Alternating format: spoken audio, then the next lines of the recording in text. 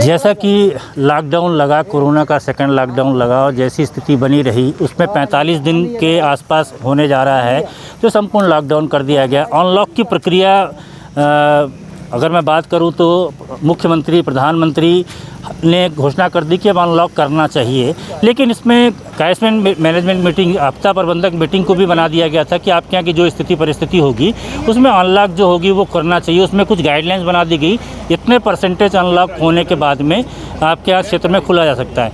हमारे दिन रात जो हैं कोरोना वॉरियर्स जो हैं, दिन रात हमारे पत्रकार भाई जो होते हैं फील्ड पे रहते हैं, उनका सोचना क्या है, उनका विचारधारा क्या है, आइए हम जानने का प्रयास करेंगे बारी बारी कि माने उनकी प्रयास क्या है। हमारे साथ में अटल अकेला जी जुड़े हुए हैं, वरिष्ठ पत्रकार हैं। पहले हम इनसे जानने का प्रयास करेंगे।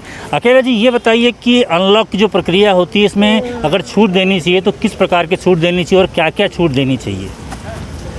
अभी जो सीधी ज़िले की हालात हैं, आम जनों की स्थिति बहुत बदतर है और जिस तरीके की हालात हैं लॉकडाउन के चलते आम जन को राशन पर्याप्त नहीं मिल पाया है।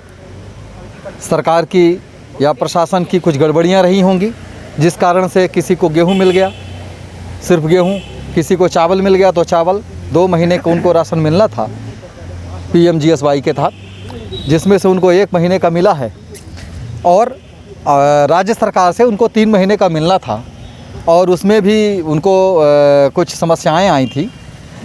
तो राशन की समस्या तो रही है, चिकित्सा की जो यहाँ की समस्या रही है वो आज भी बिल्कुल बरकरार है।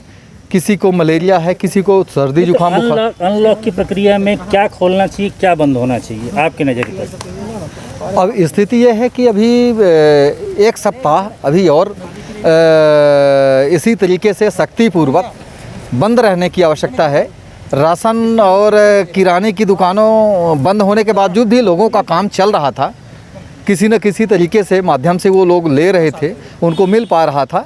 आम जन को कोई इस प्रकार की समस्या नहीं आई है, बस उनको चिकित्सा की उसमें ज़रूर समस्या रही है, उनको सही चिकित्सा सुविधा नहीं मिल पाई। नुकसान व्यापारियों का हुआ होगा क्योंकि आप ग्राउंड जीरो पर रहते हैं, पत्रकार भाई हमेशा ग्राउंड जीरो पर रहते हैं। अब क्या अनलॉक खोलने ज़रूरी है या किस पे छूट देनी चाहिए, आपका विचार क्या है?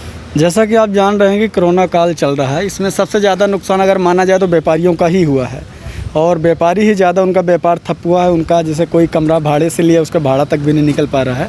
और लॉकडाउन खोलने की जैसे बात आप कह रहे हैं तो अभी हमारा कोरोना काल गया नहीं है, कोविड ख़त्म नहीं हुआ। लोगों को सावधानी बरतने की अत्यावश्यक है, बहुत ही ज़रूरी है। लेकिन हाँ, परेशानी भी लोगों को है। छोटे छोटे जो व्यापारी हैं जो डेली कमा के डेली खाते, उनके लिए दिक्कतें हैं। मज़दूर हैं, अन्य लोग हैं, ठेला व्यापारी हैं, पल्लेदार हैं। तो प्रशासन को ऐसा कुछ ध्यान में रख के लॉकडाउन को ऐसा कुछ खोलना चाहिए कि उन लोगों का भी मतलब जीविकोपार्जन में भी दिक्कत ना हो और धीरे धीरे करके पूरी तरह से तो नहीं, लॉकडाउन को खोलना चाहिए। और आम जनता को भी यही अपील है कि उनको ये भी मानना चाहिए कि कोविड अभी ख़त्म नहीं है, पूरी सावधानी का पालन करना चाहिए। आपकी नज़र पर अनलॉक अगर खोला जाए, एक तरह से खोला जाए, तो किस पर छूट देनी चाहिए और कितने जो देनी चाहिए? क्या छूट देने के बावजूद भी क्या लोग मान पाएंगे, कोरोना से जंग जीत जाएंगे? जैसा कि आप जानते हैं कि सीधी ज़िले में बीते दिनों कोरोना का कहर बहुत ही खतरनाक था। ज़िले में एक्टिव केसों की संख्या बढ़कर 1000 के पार चली गई थी। लेकिन प्रशासन की एक अच्छी पहल के कारण ज़िले में लॉकडाउन लगाया गया और लोगों ने अच्छा खासा उसका पालन भी किया। लोग घरों में कैद थे और शायद यही कारण है कि आज ज़िले में एक्टिव केसों की संख्या बहुत घट गई है और ज़िले में जो पॉजिटिविटी रेट है वो 2.8% हो गया है। तो यही कारण है। लेकिन सबसे बड़ा बात यह है कि सामने आ रही है कि लॉकडाउन अनलॉक को लेकर के, यदि मान लीजिए कहीं ना कहीं यदि कल से लॉकडाउन खुलता है, सही है, खुलना भी चाहिए। लोगों को आवश्यक जो चीज़ें हैं उपलब्ध कराने के लिए बहुत सारी परेशानी भी हुई, लेकिन छूट के साथ साथ लोगों को नियमों का पालन भी अभी भी करना होगा। यदि लोग लापरवाह होंगे तो फिर से 2 से 4, 4 से 6 और इसका चयन बढ़ता जाएगा और कहीं ना कहीं प्रशासन के ऊपर भी ये परेशानी होगी। तो कहीं ना कहीं सुविधाओं को देखते हुए लॉकडाउन को खोलना चाहिए। किसको छूट मिलनी चाहिए, किसको नहीं मिलनी चाहिए? सबसे बड़ी बात है भैया, अनलॉक जो कल से खोला जा रहा है और सीधी ज़िले में भी ऐसे कुछ परिवार हैं जिनको आज भी आवश्यकता खाद्यान्न की है। जो निम्न वर्ग का परिवार है उसको मिल रहा है, जो ऊपर वर्ग उसको मिल रहा है, जो मध्यम वर्गीय जो प्राइवेट स्कूलों में नौकरी करता था, ऐसा कुछ टीचिंग का जो एक तबका था, कहीं ना कहीं वो गांव से किराए से रहता था, आज उसको समस्या है। तो एक बार प्रशासन को शासन को उनकी तरफ ध्यान देना चाहिए और ये लॉकडाउन खोलें, लेकिन ज़रूरी ये है कि कौन सी चीज़ कब तक खोलनी चाहिए। किराने की दुकानें जो हैं उसको खोलने के लिए जो शर्तें रखी जाए उसको शर्तें पूरी रखी जाए, और जो कड़ाई एक हफ्ते कम से कम ज़रूरी है सीधे ज़िले के लिए। पूरी जगह की स्थिति देखते हुए क्या चाहते हैं, अनलॉक में अगर किया जाए 1 तारीख से कल, तो क्या क्या खोलने की अनुमति देनी चाहिए? देखिए क्या है कि आर्थिक स्थिति लॉकडाउन की वजह से वास्तव में कमज़ोर है, ये बात सही है, लेकिन जान है तो जहान है। जान रहेगी तभी तो आदमी की स्थिति सही रहेगी। मौतों का कोरोना का आंकड़ा जो हो गया है कम हो गया है, लेकिन मौतों का आंकड़ा बरकरार है। कल ही की डेट में आईसीयू में 4 मरीजों की मौत हुई है कोरोना की आईसीयू से। तो हमारे अंदाज से जो हमारा एक मानना है, क्योंकि हमने ज़मीनी स्तर पे बहुत सारी कवरेजें भी की है, तो अनलॉक करना चाहिए, लेकिन एक पूरा नहीं खोला जाना। किराने का जो दुकान है 2 घंटे 4 घंटे को उनको मिनिमम छूट देना चाहिए, और शादियों में 10 या 20 अधिकतम देनी चाहिए। जैसे कभी कभी क्या 100-200 की भीड़ में इकट्ठा हो जाते हैं, इसमें थोड़ी प्रशासन को एक्शन तरीके से काम करना होगा। अनलॉक खोलना चाहिए, क्योंकि अब अगर अनलॉक नहीं खुलेगा तो आम शहरी क्षेत्र में अनलॉक खोलना चाहिए। चाहते हैं आपकी, क्योंकि आप लोग पत्रकार हम लोग हैं, हम लोग फील्ड में रहते हैं, तो अनलॉक की प्रक्रिया पे क्या खोलना और क्या बंद रहना चाहिए, क्या स्थिति होनी चाहिए? नहीं, अनलॉक की प्रक्रिया होना अब आवश्यक है, काफ़ी समय बीत चुका है।